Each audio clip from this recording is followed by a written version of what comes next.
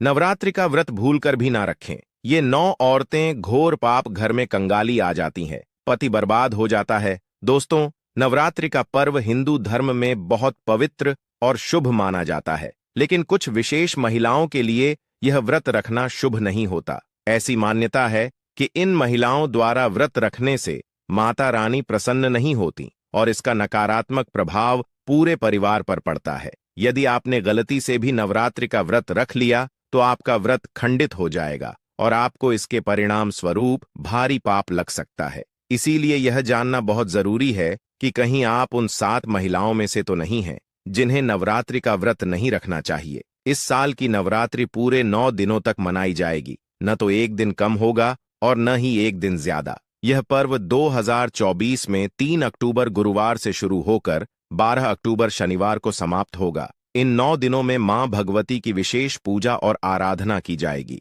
नवरात्रि के इस पावन अवसर पर कलश स्थापना का शुभ मुहूर्त 2 अक्टूबर रात 10 बजे से 3 अक्टूबर दोपहर 2 बजे तक रहेगा, जिसे अभिजीत मुहूर्त कहा जाता है। इस मुहूर्त में कलश स्थापना करना अत्यधिक शुभ और मंगलकारी माना जाता है। जो भी भक्त इस मुहूर्त में माता की पूजा करता है, उसे कई गुना अधिक फल की प्राप्ति होती है और देवी देवताओं की कृपा उस पर बरसती है। इस साल की नवरात्रि को अत्यंत शुभ और समृद्धि प्रदान करने वाला माना जा रहा है, जो घर में सुख शांति और धन दौलत का आगमन करेगी और दरिद्रता को नाश करेगी। हालांकि कुछ महिलाएं ऐसी हैं जिन्हें इस व्रत से दूर रहना चाहिए, अन्यथा उन्हें माता रानी के क्रोध का सामना करना पड़ सकता है। शास्त्रों के अनुसार यह व्रत सभी के लिए नहीं होता और कुछ विशेष परिस्थितियों में महिलाओं को इसे नहीं रखना चाहिए। आइए जानते हैं उन महिलाओं के बारे में जिन्हें नवरात्रि का व्रत नहीं रखना चाहिए। पहला कारण यह है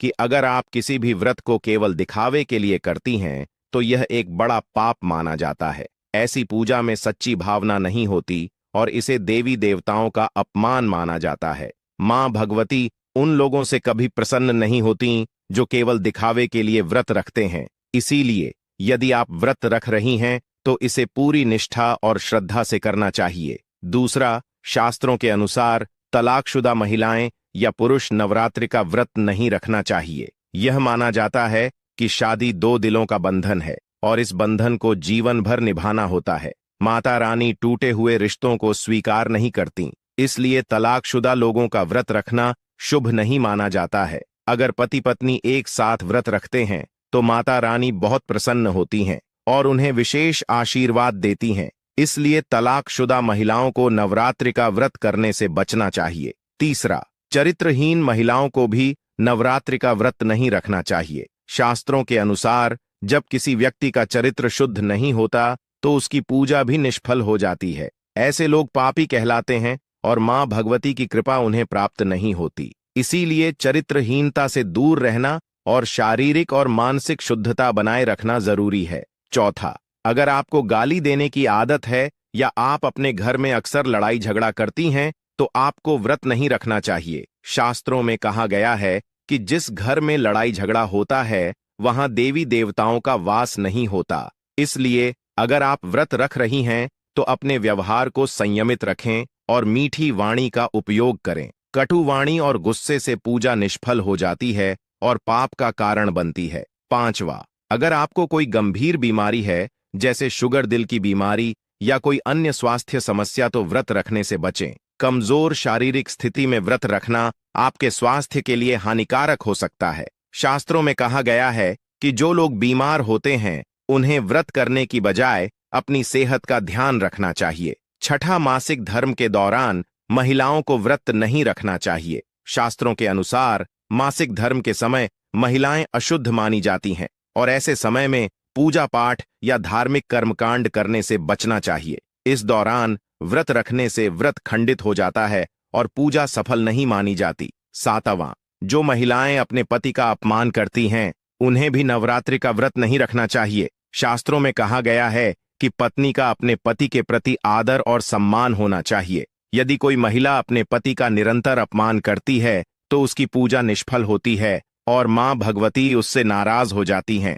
इन सब बातों को ध्यान में रखते हुए यदि आप उन 7 महिलाओं में से एक हैं तो नवरात्रि का व्रत रखने से बचें। इससे न केवल आपके जीवन में नकारात्मक प्रभाव पड़ेगा, बल्कि आपके परिवार पर भी इसका असर हो सकता है। नवरात्रि का समय बहुत ही पवित्र और शुभ माना जाता है, विशेषकर जब बात आती है माता रानी की पूजा और उन्हें प्रसन्न करने की। यह मान्यता है कि कुछ खास चीजों को घर में लाने और पूजा में शामिल करने से माता रानी की कृपा हमेशा बनी रहती है। ऐसे में नवरात्र के दौरान घर में कुछ महत्वपूर्ण चीजों को रखना और माता की पूजा में उनका उपयोग करना बहुत शुभ माना जाता है। पहली चीज जो नवरात्र के दौरान घर में लानी चाहिए वह है 16 श्रृंगार का सामान। नवरात्र के दिनों में 16 श्रृंगार का सामान घर के मंदिर में रखने से मां दुर्गा की विशेष कृपा मिलती है। यह माना जाता है कि 16 श्रृंगार का सामान रखने से जन्म जन्मांतर की गरीबी मिट जाती है और माता रानी का आशीर्वाद हमेशा घर पर बना रहता है। इसके साथ ही पूरे साल माता दुर्गा की कृपा परिवार पर बनी रहती है। यह शास्त्रों में वर्णित है कि नवरात्रि के समय घर में इस तरह के वस्त्र और गहनों का होना अत्यंत शुभ माना जाता है और यह घर की सुख समृद्धि को बढ़ाता है।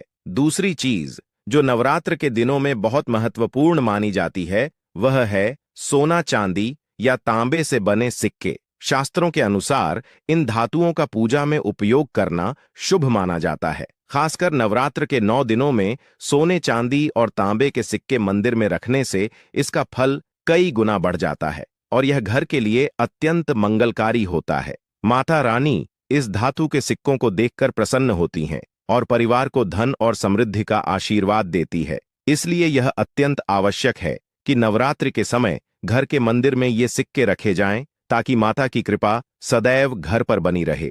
तीसरी चीज जो नवरात्रि के दौरान महत्वपूर्ण मानी जाती है वह है शंख और गंगा जल। शंख को सनातन धर्म में बहुत महत्व दिया गया है। ऐसा कहा जाता है कि जिस घर के मंदिर में शंख नहीं होता वहां देवी देवता वास नहीं करते। शंख को बजाने से सकारात्मक ऊर्जा का संचार होता है और नकारात्मक ऊर्जा का नाश होता है। साथ ही गंगा जल को शास्त्रों में पवित्रता का प्रतीक माना गया है। यदि घर में गंगा जल रखा हो तो वह घर हमेशा पवित्र माना जाता है। अगर आप गंगा जल नहीं ला सकते तो किसी तीर्थ स्थान का पानी घर के मंदिर में रख सकते हैं। यह भी उतना ही पवित्र माना जाता है और शुभ फल प्रदान करता है। चौथी महत्वपूर्ण चीज है मोर पंख।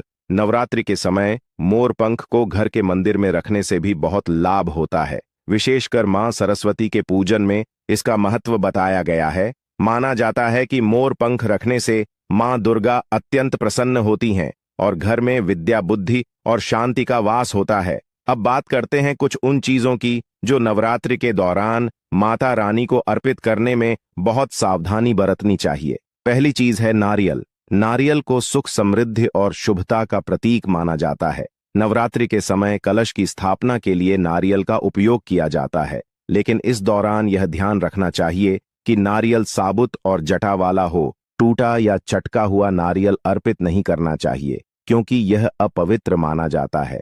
नारियल को कलश के ऊपर सदैव लेटा कर रखा जाता है और उसे लाल कपड़े में लपेटकर कलश पर रखा जाता है। महिलाएं नारियल अर्पित तो कर सकती हैं, लेकिन उन्हें नारियल तोड़ने से बचना चाहिए क्योंकि नारियल को बीज रूप का प्रतीक माना जाता है और स्त्रियां बीज रूप से ही जीवन को जन्म देती हैं। इसलिए महिलाओं के लिए नारियल तोड़ना अशुभ माना जाता है।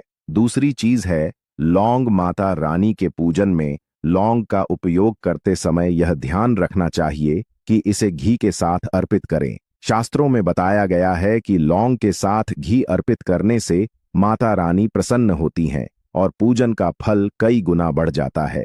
तीसरी चीज है तुलसी के पत्ते। नवरात्रि के दौरान तुलसी के पत्तों का उपयोग माता रानी की पूजा में नहीं करना चाहिए क्योंकि यह वर्जित माना जाता है। तुलसी का उपयोग विष्णु या कृष्ण की पूजा में किया जाता है, लेकिन मां दुर्गा की पूजा में इसका प्रयोग अशुभ होता है। इन सभी बातों का ध्यान रखते हुए अगर नवरात्रि के दौरान इन नियमों का पालन किया जाए तो माता रानी अत्यंत प्रसन्न होती हैं और घर परिवार पर उनकी विशेष कृपा बनी रहती है। यह समय बहुत ही शुभ और मंगलकारी होता है और सही विधि से पूजा करने से जीवन में सुख, समृद्धि और शांति आती है। तुलसी पत्र के अलावा आंवला भी माता रानी को अर्पित नहीं करना चाहिए और दुर्बा भी माता रानी को अर्पित करना चाहिए। नवरात्रि में आप भगवान गणेश को दुर्बा अर्पित कर सकते हैं। आप भगवान विष्णु जी को तुलसी के पत्ते अवश्य अर्पित कर सकते हैं। लेकिन माता रानी को भूल कर भी तुलसी के पत्ते या अर्पित ना करें। माता रानी को सफेद फूल भी अर्पित ना करें। माता रानी को सदैव लाल रंग के फूल अर्पित करने चाहिए। लाल रंग के फूल माता रानी को अति प्रिय हैं। खासकर माता रानी को गुलाब और कमल के फूल अति प्रिय हैं। दोस्तों, इन 7 गलतियों से होती है घर में धन की कमी। अगर आप उन लोगों में से हैं जो जिंदगी में पैसे कमाने के लिए बहुत ज्यादा मेहनत करते हैं, हालांकि इस सब के बावजूद भी आपको जीवन में तरक्की नहीं मिल पा रही है, तो वास्तु की कुछ गलतियां इसका कारण हो सकती है। तो चलिए हम आपको कुछ गलतियों के बारे में बताते हैं। वास्तुशास्त्र के अनुसार घर के वास्तु में जरा सी भी कमी रह जाए तो यह सभी सदस्यों के जीवन पर गहरा प्रभाव डालता है।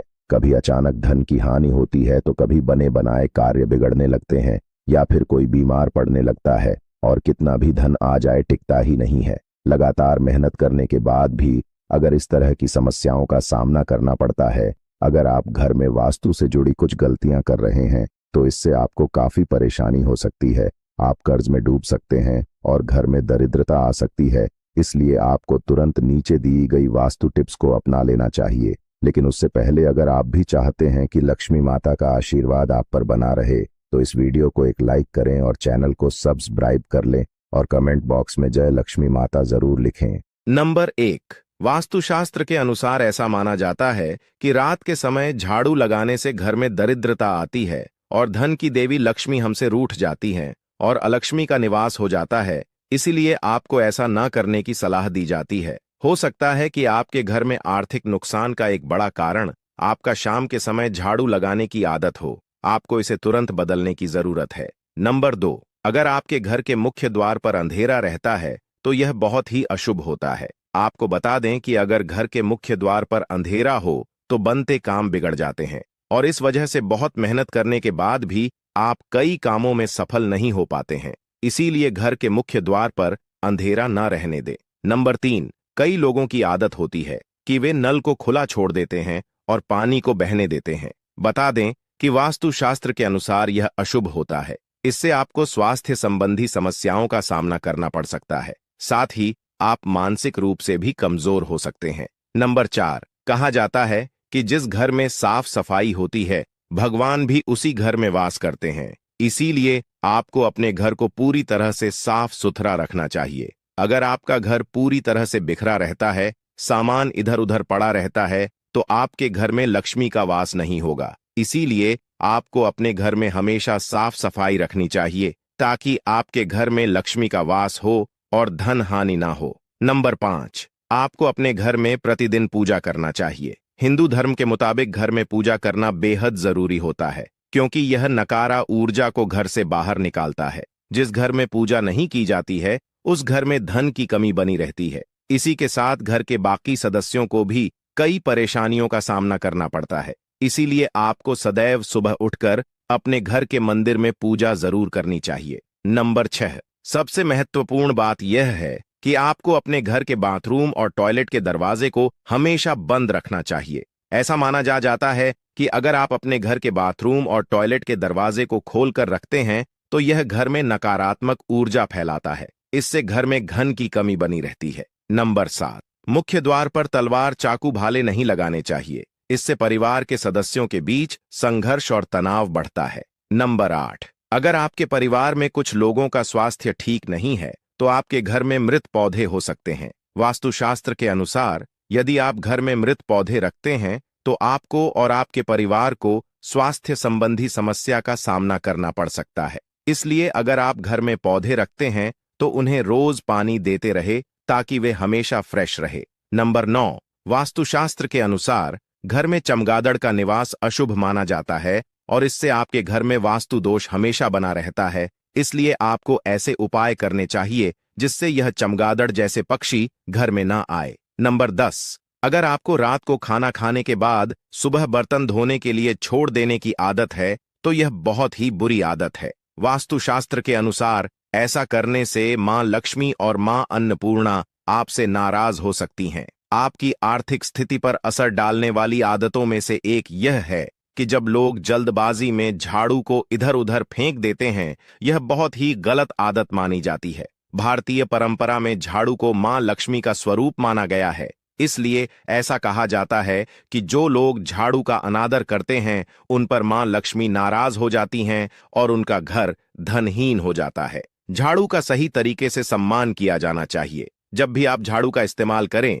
उसे धीरे से और आदर पूर्वक किसी ऐसी जगह पर रखें जहां वह दिखे नहीं। इसे इस तरह छिपाकर रखना चाहिए कि आने वाले मेहमानों की नजर झाड़ू पर न पड़े। कुछ लोगों की आदत होती है कि वे नहाने के बाद बाथरूम को गीला छोड़ देते हैं, जिससे वहां साबुन का पानी और गंदगी रह जाती है। ऐसा करने से न सिर्फ सफाई का उल्लंघन होता है, बल्कि माना जाता है कि इस आदत से वरुण देवता नाराज हो जाते हैं, जिससे घर में धन की कमी हो सकती है। नहाने के बाद बाथरूम को साफ करके छोड़ना बेहद जरूरी है, ताकि इस तरह की समस्याओं से बचा जा सके। हिंदू धर्म में तुलसी के पौधे को अत्यंत पवित्र माना जाता है। भगवान विष्णु की पूजा बिना तुलसी की पत्तियों के अधूरी मानी जाती है। इसलिए जिन लोगों को अपने घर में धन की समृद्धि चाहिए, उन्हें कभी भी शाम के समय तुलसी के पौधे को छूना नहीं चाहिए। मान्यता है कि जो लोग इस नियम का पालन नहीं करते, उनके घर से मां लक्ष्मी नाराज होकर चली जाती हैं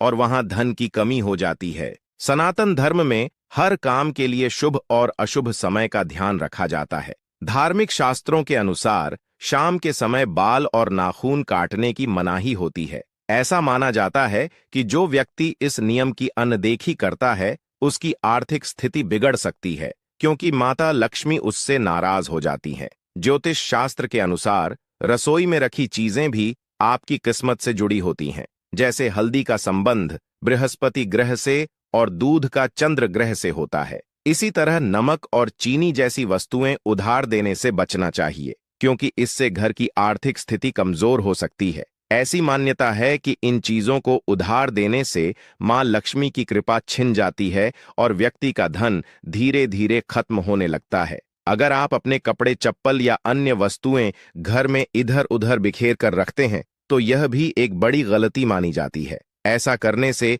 मां लक्ष्मी नाराज हो जाती हैं और घर में धन की कमी हो सकती है। इसलिए अपने सामान को हमेशा व्यवस्थित और सही जगह पर रखना चाहिए। वास्तुशास्त्र के अनुसार घर में टूटा हुआ शीशा या कोई टूटी हुई वस्तु रखना अशुभ होता है। इससे घर की सकारात्मक ऊर्जा समाप्त हो जाती है और नकारात्मकता का प्रभाव बढ़ जाता है। इसलिए ऐसी वस्तुओं को तुरंत घर से हटा देना चाहिए। वास्तुशास्त्र में डस्टबिन रखने की दिशा का भी महत्व होता है। इसे घर के अंदर, खासकर मुख्य दरवाजे के पास नहीं रखना चाहिए। अगर ऐसा किया जाता है तो मां लक्ष्मी नाराज हो सकती हैं और घर की आर्थिक स्थिति बिगड़ सकती है। बिस्तर पर बैठकर खाना खाने से भी मां लक्ष्मी और मां अन्नपूर्णा नाराज हो जाती हैं। वास्तुशास्त्र के अनुसार इससे घर की आर्थिक प्रगति रुक जाती है और गरीबी का सामना करना पड़ सकता है। इसलिए बिस्तर पर भोजन करने से बचना चाहिए और इसे हमेशा उचित स्थान पर करना चाहिए। रात का खाना खाने के बाद